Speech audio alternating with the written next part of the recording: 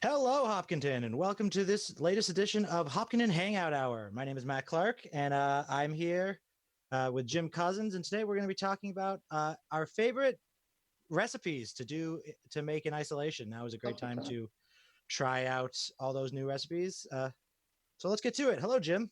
Hey, Matt, thanks very much for the intro. No problem. And welcome everybody to this episode. I'm pretty excited about this one because not only do I like food and I like to make food and I like to enjoy food, I also have a very special guest who is actually, I would say, a special guest for anyone. It's your mother. And today, my mom is joining us to talk about cooking. So, hi, Mom. Oh, you got to unmute yourself, Mom. I'll unmute you. Okay, you're unmuted now. Go right ahead. Thanks. I was looking for my mouse. Welcome to our show, Mom. Thank you. Thank you, Jim. Glad to be here. All right, and co-hosting with me today is Matt. So Hi. we'll all be chiming in. Okay. All right. Let's talk about making food because I know in conversations I've had with you, you have a lot of experience and a lot of knowledge, and a lot of your recipes you kind of have in your head and you know what to do. And sometimes when we try to make those, there's a lot of things that I have to ask you about. That's true. I remember when I went to your house to learn how to make chicken soup the way that you make it. I took a lot of pictures and I took a lot of notes. And I can't say that it's as good as yours, but I'm at least in the ballpark now. Oh, it's as good as mine, I'm sure. All right, thanks. Tell me about some of the things that you like to cook. Okay. Personally, I like to cook things that my family likes. I have some recipes that I've been using over the years. Chicken rice and gravy is one. My mother used to make that. And then I introduce it to my family and everybody, kids, in-laws, grandchildren, everybody seems to like it. So I would say that was one of my favorites. Another favorite would be spaghetti sauce. You can do so much with spaghetti sauce. You can make lasagna, you can make eggplant parmesan, you can just have spaghetti. So I would say that would probably be my number two favorite. Then I love to bake. I'd rather bake than cook. um, as you know, Jim, you love chocolate chip cookies. I certainly do. Luann likes lemon meringue pie. And on the holidays, I make a cream puff torte. Everybody seems to enjoy that. Yes. Another holiday favorite is pumpkin soup, which your daughter seems to love and everybody likes, other than sometimes we have dad's fruit salad, which is special. Right. So, those are things I would say I like to make. Yeah, we're going to talk about the soup because I'll be honest with you, the soup really surprised me. If I had to guess, I would not have guessed that I would like that soup, but it's a real favorite around here. Let's talk for a minute, Mom, about your chicken rice and gravy because in addition, I'm really glad that you like to make it. It is one of my all-time favorites, and I love it because it really falls into the category of comfort food because it's just warm and delicious, and it just makes you feel good inside. I want to show the recipe of this. And I'd like to ask, did you write this? Is this your recipe or is it your mother's? It's my mother's. Okay, so your mother made this card. That's correct. Okay, so now it looks very easy, doesn't it? And it is very easy. So I would say about this, I would say, okay, it's easy. The steps are simple, but there is more to it than just that. For years, my wife worked to make gravy as good as you make gravy. And so what I am wondering, is there something that you would say to advise somebody who is trying to make a good gravy? Because oftentimes it doesn't come out right. Well, you got to be very careful when you're thickening it. You can't use too much cornstarch and water, which is what I use to thicken this gravy. Because if you use too much, it'll get lumpy, and it gets like. Other than that, it is the simplest thing to make. You just use chicken breast. You get your chicken broth and your onion and a few spices that I had that I put in there, and you cook. You just let it simmer. You don't overboil it. And like I say, I find your daughter Rachel makes it excellent. She's a real good cook. She can make any recipe that I make. So anytime you're craving it and you're not close by, you just get Rachel up to the stove. I know, Mom. It's just not her favorite to make. She I doesn't know it's enjoy. bad. Now, you have put the oil in the soy sauce, rub it on the chicken, and broil for 10 minutes. Yeah, yeah, the skin. So the skin gets nice and brown on the chicken. All right. Then I worry about cooking chicken. You don't use a thermometer. You don't cut into it. no, Like, no. what if it's not cooked? What if it's not pink? My God, I've been making them for 61 years, and so far nobody's died. No, but we're talking to people who are maybe looking for Oh, advice on that. yeah, but you got to remember, you put it in the pan underneath, and you broil it for 10 minutes. That's only to cook the skin. You're actually cooking it in the gravy for an hour. Oh, I see. And then you take it out again and put it underneath the broiler to brown up that skin. Okay. Now, is that something that's not on this recipe? After you broil it and then you Hmm. cook it for an hour. In the gravy, Yep. And then is it done or did you put it back in the broiler? I put it back underneath the broiler at the end, and Okay. while I'm thickening the gravy, Oh, I see. Okay. I let the skin get nice and crispy. Okay. Can anything else go wrong with gravy other than putting the cornstarch too fast and it makes it lumpy? No, no, nothing. What if you go too far? You put in too much cornstarch. You're gonna have a lumpy gravy, and it won't taste. It won't have the flavor. Okay. Can you salvage that or is it just too late? You got to try it again next time. Try it again next time.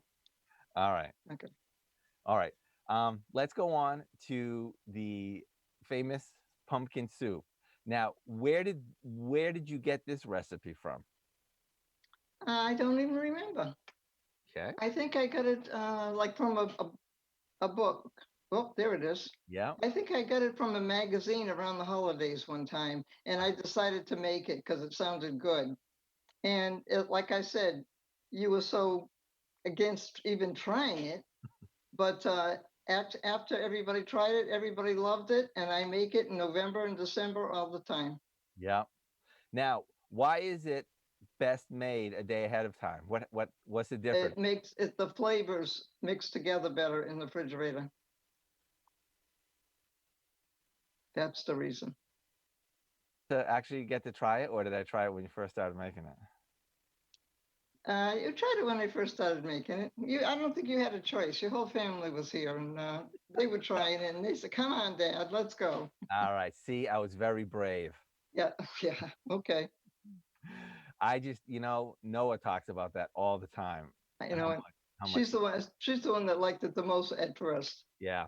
And why do you make it November, December? Is that to keep it special? Well, that's sometimes it's hard to get the solid packed pumpkin. Mm-hmm. It's more prevalent at the holiday time. Okay.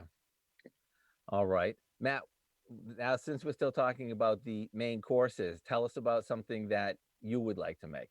I like to make uh, desserts. I mean, desserts are my thing. I love lemon meringue pie, chocolate cream pie, cake, anything. No, I'm not a cookie eater, really, but that I like to make. Yeah. But Yeah. one thing I'd like to say to anybody that's watching, this is the perfect time because parents are home right now because of the virus. Their kids are home. This is the time to start making things from scratch. When parents work all day long, mother and father, they come home, they don't feel like start to make supper from scratch. They make whatever's easy. Mm-hmm. Now's the perfect time. Get the kids cooking, keep them busy, and it gives the parents a time to spend with their children. Yes. Now you've gone through having 6 people in the house Hmm. to having 2 people in the house. Has Right. that really, how does that affect how you prepare the recipes that you have? Well, it fills up my freezer. Years ago, meal was meat, vegetable, and potato. Mm-hmm. And that's what you would have just about every night. But times have changed. People are watching their cholesterol, they're watching the starches, and so they don't cook like that a lot anymore. But you can't make a little spaghetti sauce. It's no such thing. So you make a big pot of spaghetti sauce, you use what you're going to use that night or that day, and you fill the rest in containers and you put it in the freezer. Chicken, rice, and gravy, you can do the same thing. You can just put it in a container and put it in the freezer. There's almost nothing you can't freeze. You can Mm. you can freeze just about. As a matter of fact, I was reading on the internet yesterday. You can freeze milk. No kidding. I hadn't heard Yes, that one. as long as it's in a plastic container or a cardboard container, and you take a full cup out Mm-hmm. so that it can expand. I have never frozen milk, but it just struck me funny that was reading it and it said you could freeze milk. Right. Hey, people don't want to go to the store today; they can freeze their milk. Yeah, that's actually a really good idea Mm, because, everybody's trying to go as mm, few times as is physically possible. And right, the perishables are the real limiting right. factor here. Right. And I think one of the hardest things I found to cut back on back in the day was potatoes. If you're making a potatoes for 6 people, Mm-hmm. fine. All of a sudden, there's just two. What do you cook? One potato? And it's true. And that's what I would do. If we're having potatoes, I'd cook one potato, and Mm-hmm. that would be enough for your father and I. Yeah. But like I say, it's a getting used. It's getting used to. Mm-hmm. When your sisters lived here and everybody came for Sunday dinner, I would be cooking the big meal again. Yep. But now they've moved away. You're busy. I Mm-hmm. don't see you as often. And so it's just Dad and I. Yep. Now, so speaking about just dad and you, Hmm. it reminds me of the stories that you would tell us when you and dad were first married. And I think you were learning the skills that you have now. Yeah, I So, certainly was. so, if dad is hanging around there, it'd be great to have him just pop in and kind of tell that story because I think He it's is. worth He's hearing. here. Hold on. Hi, Dad. Hi, how are you? I'm doing great. How are you today? You know something? I'm just as busy as a beaver doing nothing. I hear you. I hear you. So we were just talking with Mom about cooking for 6 people versus cooking for 2 people, and it reminded me of when the stories you would tell us when you were first married, and how Mom came about learning her skills and how you kind of fit into that. Could you tell us about that? Well, yes, Okay. I came from a large family. My mother was an excellent cook, and uh, we got married. We're over 60 years now. Back in those days, the wife was home bringing up the kids, taking care of the house, doing all the cooking. And the husband was out making the money he needed to make to support the family, whether it was one job, 2 jobs, 3 jobs, you could have them in those days. And knowing that we all had to eat, and coming from a home where my mother was a good cook, and here we are new at it, I said to my wife at that time, I said, I'll tell you what I'm going to do. I went down to the store and I bought you a cookbook, Betty Crocker. Was a nice big thick one. And I said to her, I'm going to say this, and I mean it. You cook it, I'll eat it. And if I don't like it, I'll tell you so. So you can kind of know I don't like to have this. But I always gave her the option to try anything she wanted to try and not throw it against the wall or jump up and down and scream. I would say to her in a nice way, I don't want to have this again, or whatever. So that's how we did it. I think that's nice. Not only is it respectful of each other, but I'm sure money was tight and you didn't want to waste food. So you were giving her the flexibility to try things that she would like and not have it go to waste. And she still owes me.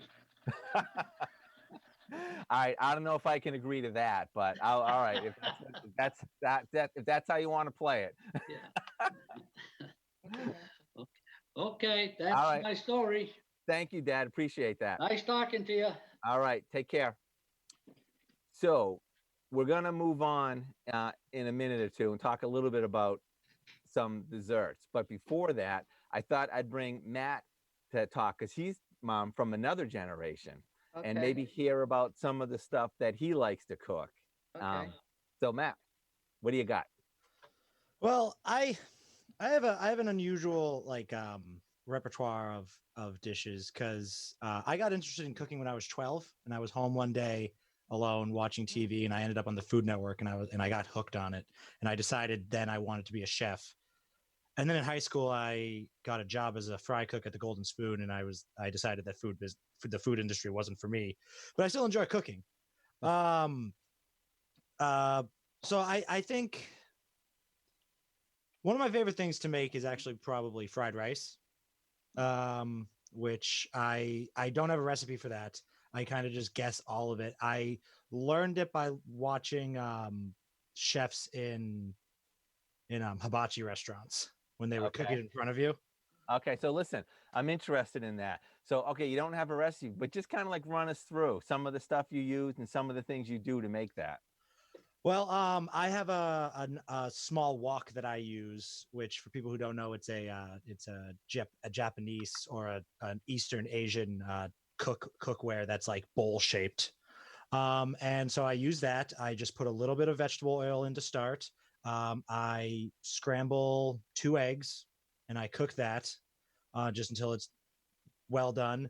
Then I remove that and then I add vegetables in. I like to have some carrots, some onions, and broccoli in mine. If I have them, I also like to add pea pods, which are one of my favorites. Which is weird because I really don't like peas all that much, but I love pea pods. That's ironic because I'll eat peas, but I don't like pea pods. Yeah, maybe it's just the way they're cooked. Like, because I've never had pea pods that aren't stir fried, and I think every vegetable is better stir fried. But, anyways, so I stir fry those.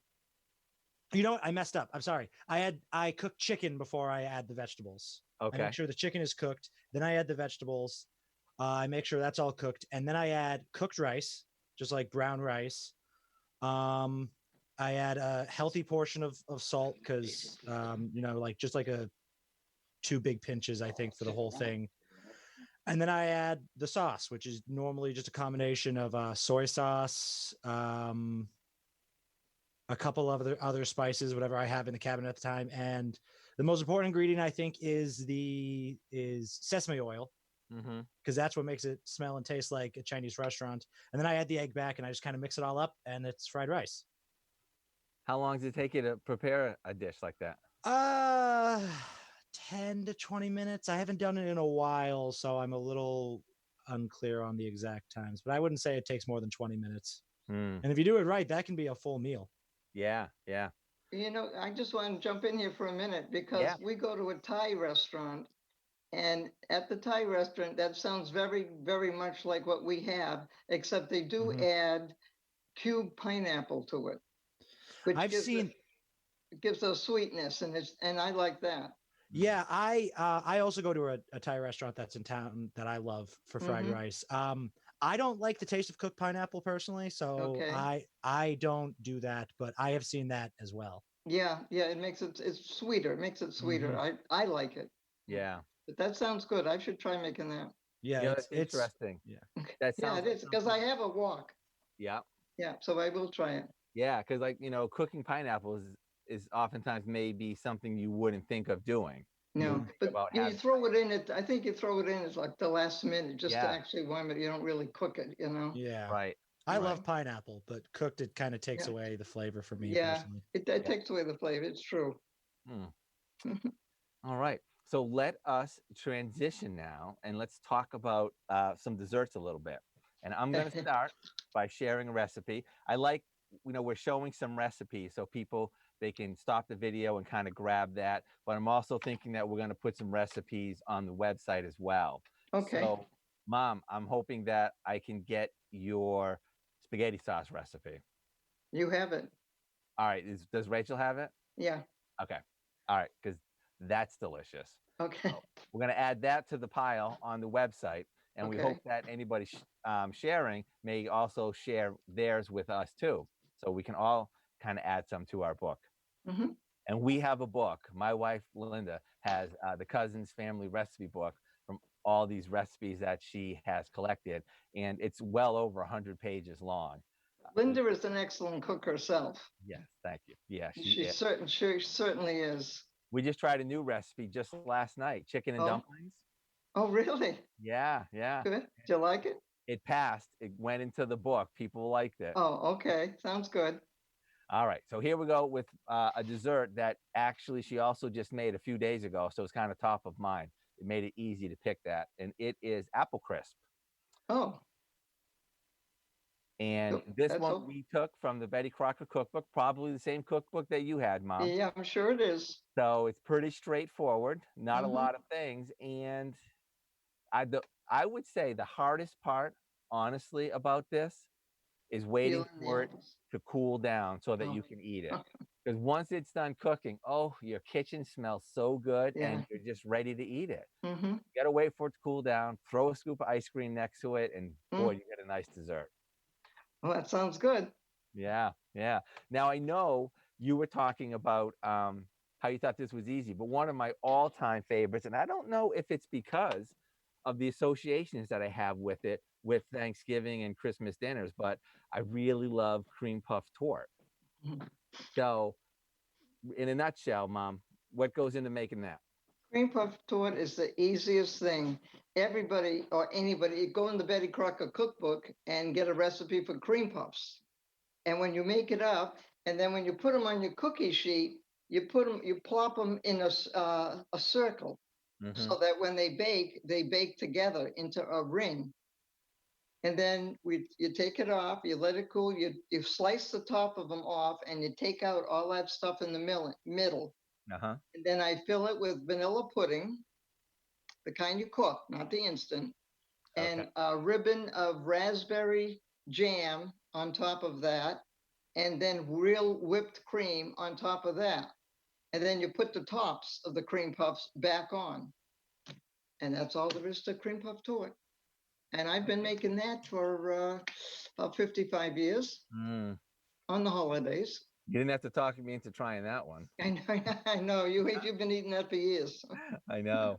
I know. My mom actually makes something almost identical to that she calls it an eclair ring. Oh, she put chocolate on the top of the pudding or on top of the cream puffs when she Yep. puts the top back on? Yep, she does. And the only other difference, she doesn't put raspberry on it, but Okay. she folds the pudding in with whipped cream. Oh, So it's okay. lighter. Mm-hmm. Mm-hmm. So it's more like an eclair. Yeah. Yeah, that sounds good too. Very good. I am thinking that once we eventually get back to a little bit closer of normalcy and we're back in the studio, thinking that we should have like bringing your own dessert days at HCAM. And Wow, Ooh. doesn't that sound interesting? I bet you won't have to fight the people that work with you too hard for that. I know. It was interesting that you said earlier that you're not much of a cookie person Mm, because there are always cookies at Nana's house. always cookies because your father's a big cooking person. Mm-hmm. He likes to have, and he can eat just one. He can sit down and just eat one cookie, which very few people can do. But I myself, really not a cookie person. I'll have one once in a while when they first come out of the oven. Mm-hmm. I'll maybe have one chocolate chip cookie. But What desserts do you like to make that you like to eat? lemon meringue pie is my favorite. Oh, really? Even Oh more yeah, than lemon meringue chocolate cream pie. And I have a good recipe for brownies. I Mm-hmm. like to make brownies. Is that the one with coconut in the middle? Yeah, And where yes. did that recipe come from? My grandmother. Wow. Yeah, when I was a kid, would go down there after school, and she would have the coconut filled brownies. And Hmm. the other grandmother, my mother's mother, used to make the cupcakes with the filling on the inside, and Yep. she'd never tell us how she got the filling in there. So we'd think, wow, she was really magic, you know. Yeah.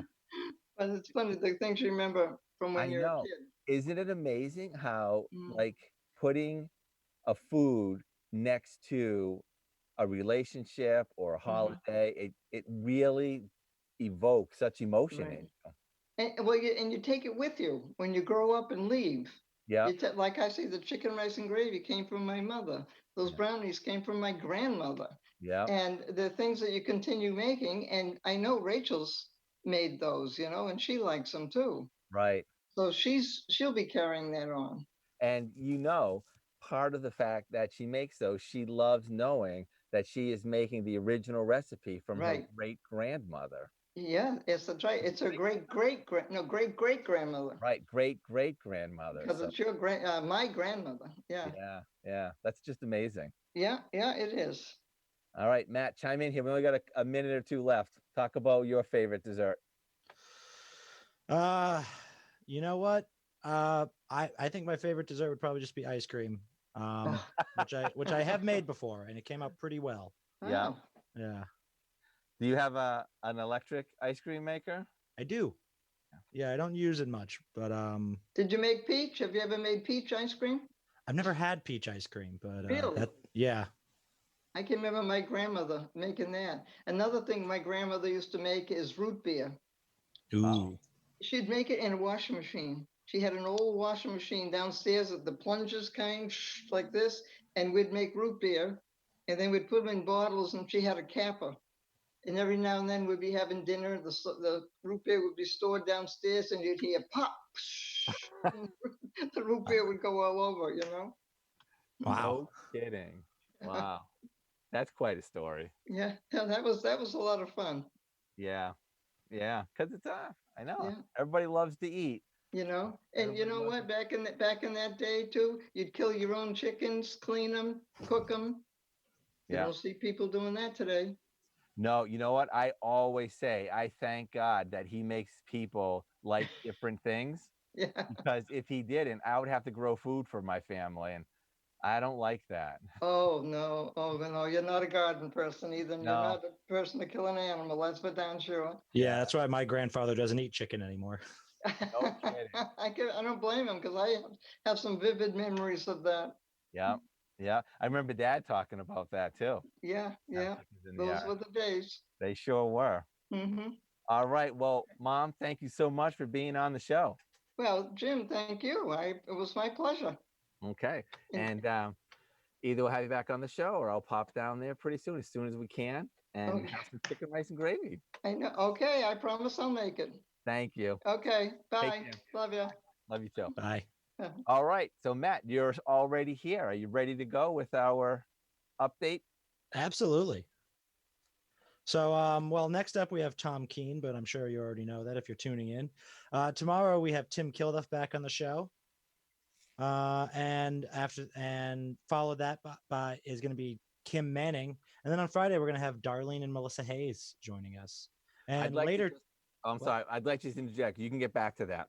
The tomorrow show with Tim Kilduff will be Tim Kilduff and Bob Dubinsky, and they'll be talking about Bob Dubinsky's company, who provided a lot of labor turning the Boston Convention Center into, I don't know what they call it, a hospital or a clinic for COVID-19 patients or something to deal with that. So that's Oh, going to that's be awesome. a fascinating chat.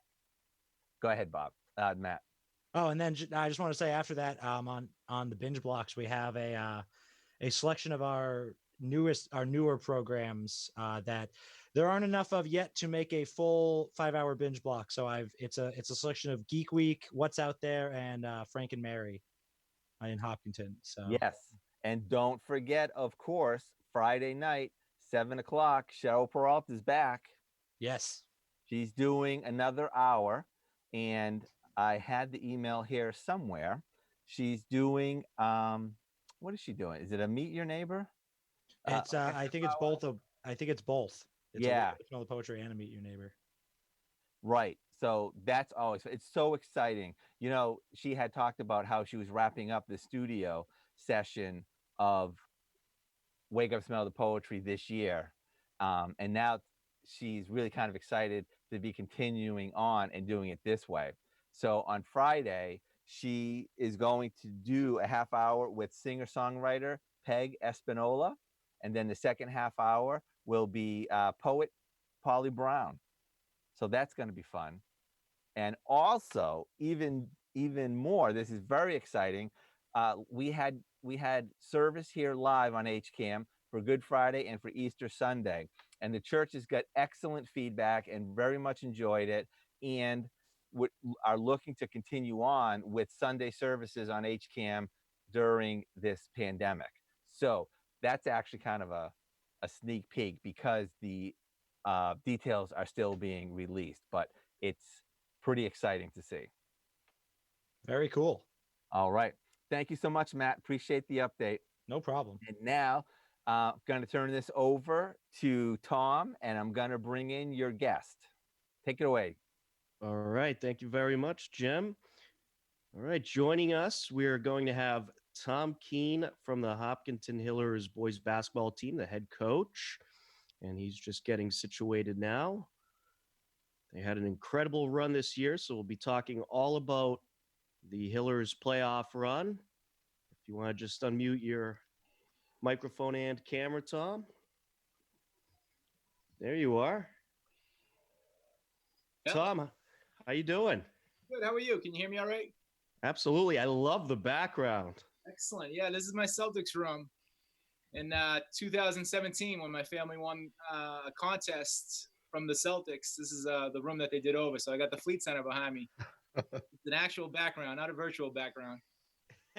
We do use a lot of green screens here, so I wasn't sure, but that's an actual picture. That's terrific. Yeah, I got the whole Fleet Center on this wall, and then I have all the banners from the Garden on that wall over there, and I have a old Celtics logo from the 80s with they actually had the Celtics. When we won this contest, the Celtics had Jason Tatum and Cedric Maxwell have like a barbecue with us, and they came down and they autographed the wall. So I'm in the Celtics room now.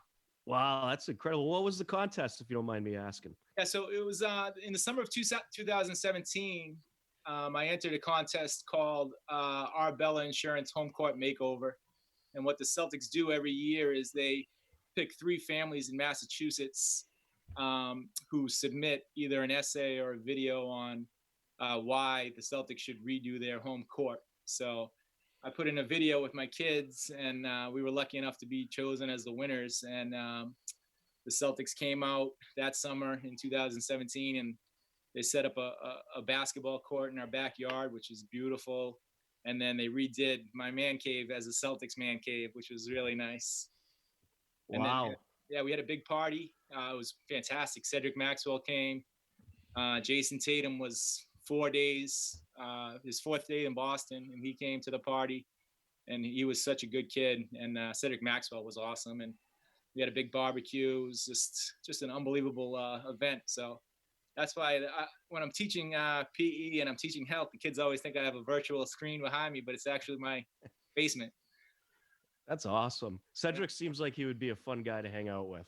He was the best. He was hilarious. He was, you know why the Celtics hired him, because he was the life of the party the entire time. He was fantastic with everybody, just working the crowd. You know, he was great. And I actually had some time alone down in the basement here with Tatum and Maxwell, and they were looking at some of my old Celtics pictures, and we were talking about how physical the NBA was when Cedric played, and how Jason will never know what that's like. And it was just surreal to have them, you know, because my basement's probably about 6.5 feet, and they're like lurched over in the basement here, like talking about basketball. Something I'll never forget. But Jason Tatum was so polished, and he was such a nice kid. He was unbelievable. And like you said, Cedric Maxwell, he was the life of the party. Like my 80-year-old parents still talk about Cedric Maxwell and all the funny things he was saying on that day. I could imagine. Did any of them dunk on the hoop that they built for you? Well, it was funny because I'm crazy, right? So the Celtics, they build the court, and they set up a GoPro camera in our backyard so you could see the construction of the court, you know. And they said we could model it however we wanted to do it. So I Googled courts and I found Paul Pierce's court in California. I don't know if you saw any of the horse competition that he was in, but it was on ESPN the other night. But his court is how we modeled. That's what we modeled our court after. I modeled our court after Paul Pierce's court, you know. Right. And I put as soon as they put the hoop up, I put a soccer net over the hoop, and I said, nobody's shooting on this until a Boston Celtics shoots on this. Nobody's shooting on it. I wouldn't let the kids on it. I wouldn't shoot it.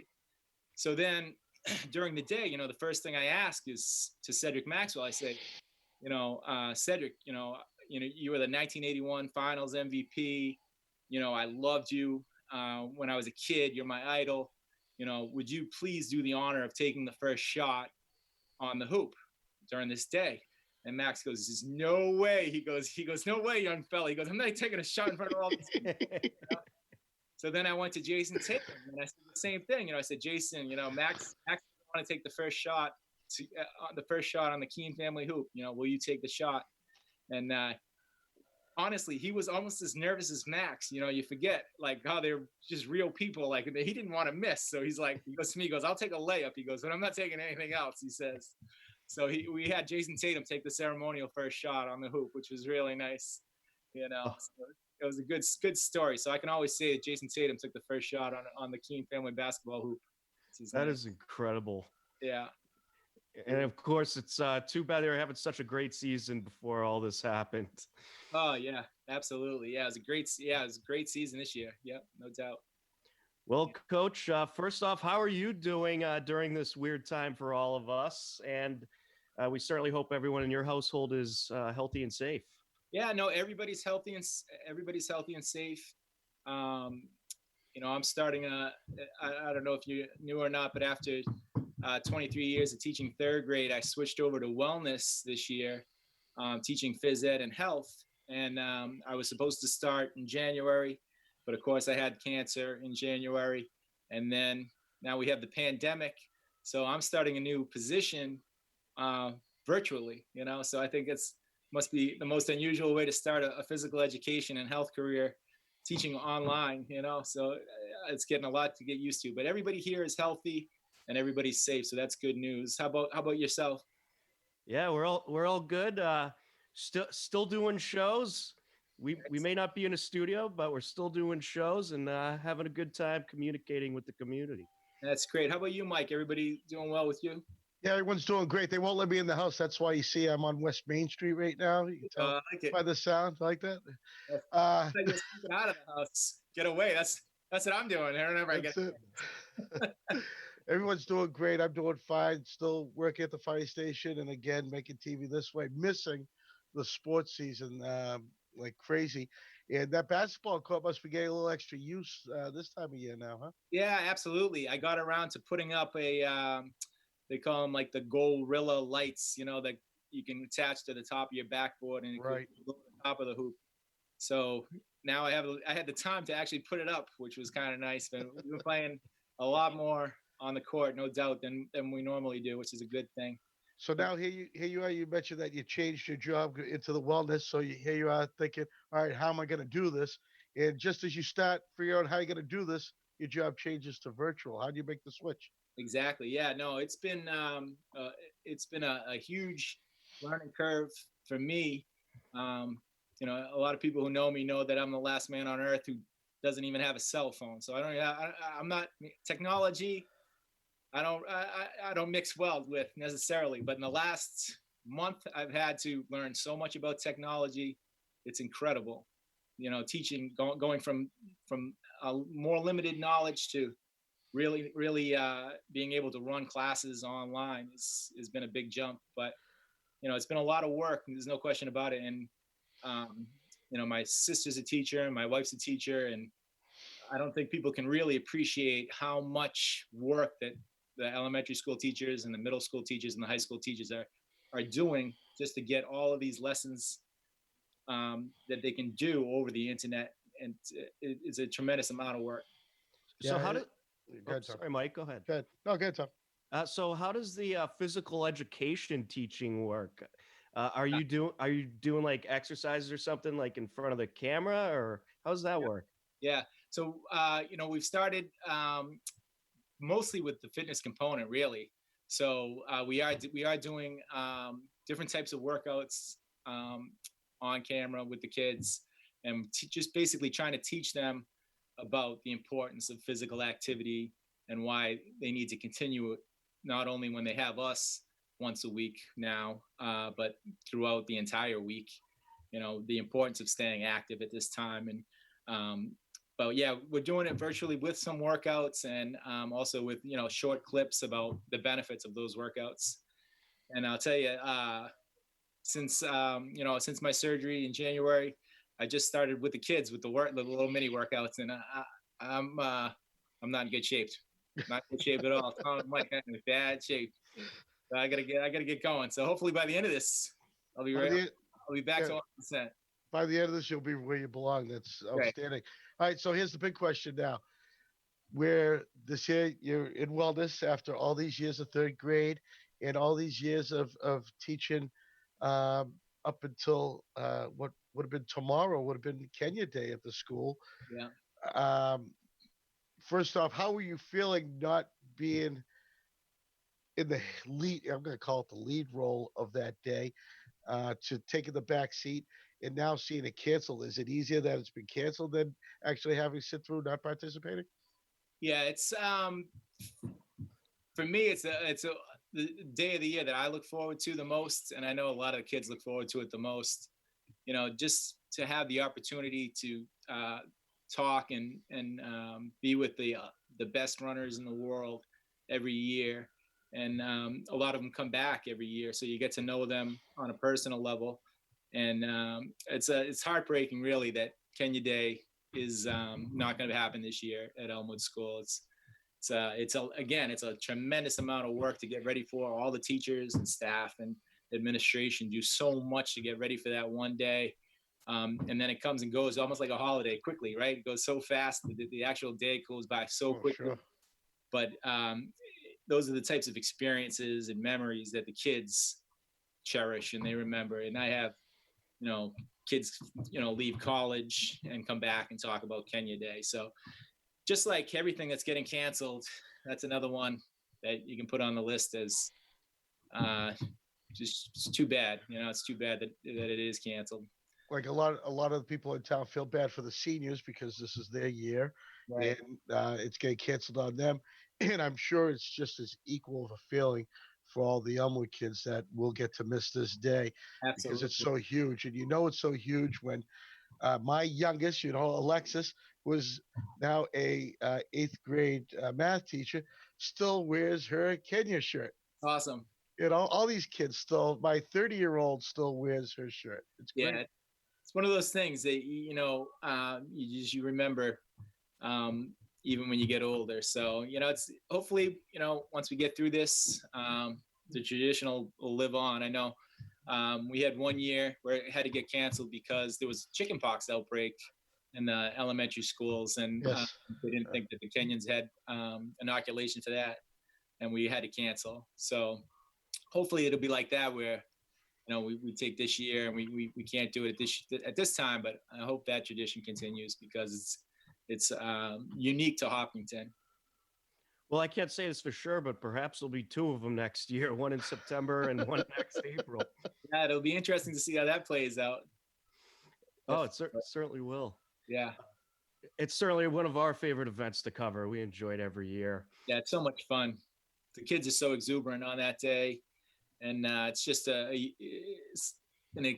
unique, like I said, a unique experience, unlike any other school has in the whole world, really. Absolutely. So transitioning a little bit to this year's Hillers boys basketball team, they had an incredible run, going from a 10-10 season to the playoffs, where they took down first-seeded 18-2 Grafton, and then took down fourth-seeded 13-7 my hometown Milford Scarlet Hawks, and then losing a close one to 6th-seeded Wayland in the sectional finals. Can you talk about what it was like to go from a 10-10 season to that incredible playoff run? Yeah, I couldn't be more pleased. We had a very challenging regular season. I had to take 7 games off in the middle of the season when I did get sick. And Coach Banks and Coach Golden did a fantastic job of taking over, and Coach Sanborn, they went above and beyond. Coach Banks has been my junior varsity coach for 5 years, and he took over the varsity and did a fantastic job. Coach Golden, who, basically has been my right-hand man now for 21 years, he took over the JV team. And then Coach Sanborn did both the 8th grade and the freshman team while I was out. So I can't say enough about how much the guys on the basketball staff stepped up to help out in the situation that we had. So the season, as far as, we had some ups and downs, but we had a very challenging schedule. And I really knew, with the seniors that we had 8 seniors, and we had a lot of experience. And I knew that they had it in them to make a run in the tournament. And I couldn't be more pleased with the entire run in the tournament. It was so much fun.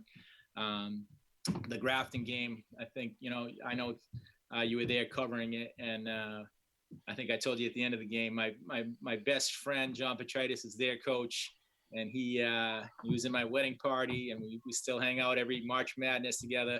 So it's always good to beat a friend. So that's a good thing. To save face a little bit. And then for us to upset a number 1 seed, something that we've never done. This is my 20th year coaching the Hillers, and we had never been the lowest seed and beat the number 1 seed. So that was special. And then going to Milford, I honestly believe that we were big underdogs. I wasn't talking to a lot of people who thought we had a chance in that game, and the way we came out right away and played in those first 5 minutes was something that I'll always remember. And then, of course, the game against Wayland, I thought we definitely had a chance. It got away from us a little bit in the 4th quarter, but it was a great run. It's hard to believe that we were at Worcester State University, and then 3 days later, everybody's at home. There's over 1,000 people in the gym at the time. So that's hard to think about. But, I couldn't be more pleased with our team and what they did. The seniors, Steven, Alon, Tommy, Ellis, Drew, Jacob, Travis, and Ned. I'll never forget how they pulled together in a challenging season. Yeah, so much talent in that season, in that senior group. What was it like to coach those guys? I mean, they just seemed so motivated to go out there and leave everything on the basketball court, and just such a good group of seniors and an experienced team this year. Just what was it like to coach this group with so much experience? It was such a great group of guys. There was so much chemistry, so much camaraderie, so it was wonderful to coach them. One of the highlights for me as a coach was the way that they would coach each other in practice. That's what good teams always do, that the players in drills will coach one another, and they were great about that. I had, a senior like Ellis Spar, who was on the team, who didn't necessarily get a ton of minutes, but was heavily invested in the season. And he was always telling the kids the right things to do when we were coming out of timeouts. And it got to the point during the season where, when we were breaking down film, I would have Ellis put in what he thought, and he would break down plays. So it just goes to show you what a mature group they were, and I couldn't be more pleased than what the seniors did. Drew Rancatori and Tommy Ambersoni and Stephen Maffiori were phenomenal seniors. So, I mean, they were just a special, special group. Absolutely. And perhaps we have a future coach in Ellis Spar. There's no question. I told him all the time, I said, if you don't end up coaching in college someday, I don't know. He's definitely going to be. He was fantastic. He would watch his own film at home, and he would come in to the coaching staff and to the coaching meetings, and he would show us what sets were on other teams, like Milford sets, for example, what they were called, how they ran them. So when you have kids like that who can, they put their own needs aside, and they understand that they're part of something bigger than just themselves, and they can put their own needs aside, and they work that hard for the betterment of the whole team, without other people really giving them recognition. It just goes to show you the character of him. And again, it wasn't just him. We had so many kids. Every year we have kids, but especially this year, involved with Alec Levine in the Special Olympics. A lot of those guys coached town rec teams. They were there for the Hopkinton Basketball Association and the Hopkinton Parent Teacher Association clinics. They raised well over $4,000 for Coaches versus Cancer. So the quality of kids that we have in Hopkinton, and this senior class in particular, is unparalleled. Absolutely. Mike, did you have something you want to say? Yeah, I was just talking about the kids. The kids, you know, as I see them, and we've interviewed lacrosse players on Tuesday. The type of kids that are in Hopkins alone, but especially the ones that play sports, and I know every kid that you mentioned on your basketball team, they, even though they're trapped at home, they're still looking on interesting things that they can still participate in community service of some form or another. And you know, to them to be thinking about that instead of, you know, worried about, oh, this is my worst school year ever being a senior, and oh, I'm not going to go to the senior dance and so on. So no, they're still looking forward to how they can contribute in the community. And I was just wondering, have you heard any stories of what they're doing to help out? Yeah. Most of the stories that I have are from in season, but like you said, you know, I know guys like Stephen Mathiori and Alon and Tommy, they're always, and Ellis and Drew, they're always stepping up in the community wherever there's any needs, you know, and helping each other out. You know, when I was out sick this year, they were the first ones to email me and to tell me that they would do anything to help me. You know, they were offering to come over and babysit my kids. You know, I told them they don't know what they're into. You know, so I said, yeah, I wasn't gonna have them go through that torture. But you know, again, it's the type of kids they are. Most of the things that we did, like I said, were in season. But I'm sure they are continuing to do great things in the community. Now, when you're talking about, go back to the virtual, and you're doing your teaching, what are some of the things that you can do from at home? What are you instructing the kids in wellness? Yeah. So, you know, in health class in second and third grade, right now we're focused on what's called the 7 Habits of Healthy Kids. So things like our first 2 lessons were, one was how to be a person that's proactive. Another lesson we have is how to be a person that keeps the end in mind and sets goals for themselves. So those are the types of things that we're stressing right now in health class. And again, in PE, we're, you know, just stressing more of the physical activity and making sure that the kids stay active, you know, during this time, and the benefits for it. You know, I think all of us, even though we're trying to exercise as much as possible, we're not getting the steps in like we normally would during the day, you know? So, I mean, those are the types of things that we're emphasizing in PE and in health. And do they seem like they're staying positive, or do you see, you know, like this is just the worst thing ever? Yeah, I think the one thing about 8, 9-year-olds are how resilient they are, really, you know.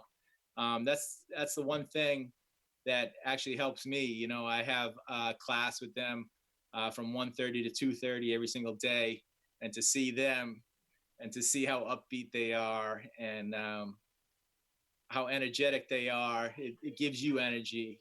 And it's been interesting teaching them over, you know, over the computer, but it's been a lot of fun so far. How are they as far as paying attention while you're teaching them over the computer? As I understand in some cases it may be a tall task, but how's it been for you? Yeah, so far so good. You know, most of them will pay attention. You know, I might have had a couple kids bringing chickens to the class today. They were showing me their chickens outside. That was unusual. I've never had that before. But you know, they'll show you their pets. That's another big one. They want to show you their pets from home. But overall, they do a great job of, you know, paying attention and staying focused. You know, the good thing for the health and the wellness is we just do half-hour sessions with each one, so they're able to, for the most part, attend to that. That's terrific. Have you heard from any of your basketball players since the season, or any of the athletes playing spring sports, perhaps seeking some type of advice? Yeah, most of them that I've talked to have more been along the lines of just how disappointed they are about missing the spring season, and obviously that's totally understandable. I can't even imagine.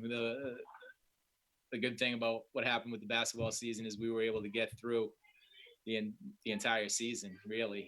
So my heart definitely goes out to everybody who plays the spring sport and loves the spring sport. I'm passionate about basketball.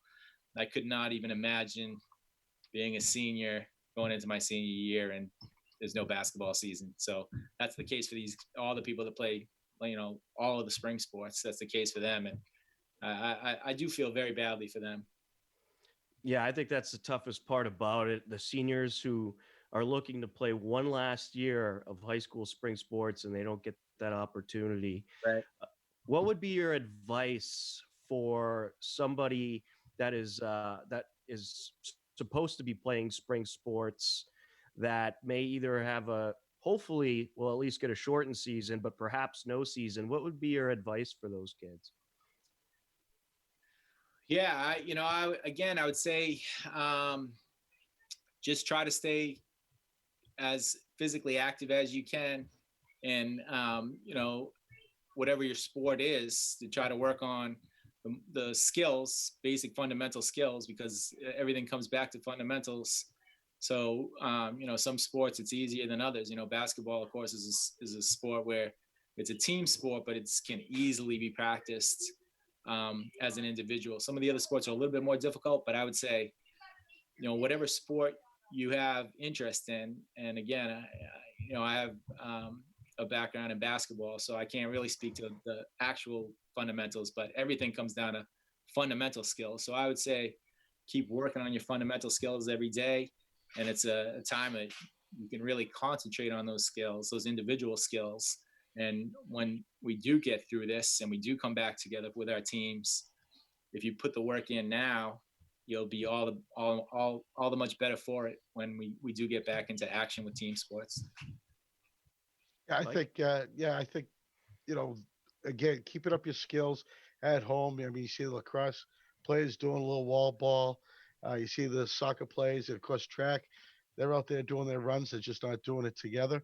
I remember in the old days of basketball, my brothers, we used to take the kitchen chairs out, just put them on the half court and dribble around them. There's so many ways that you can do it just to keep up the basic skills.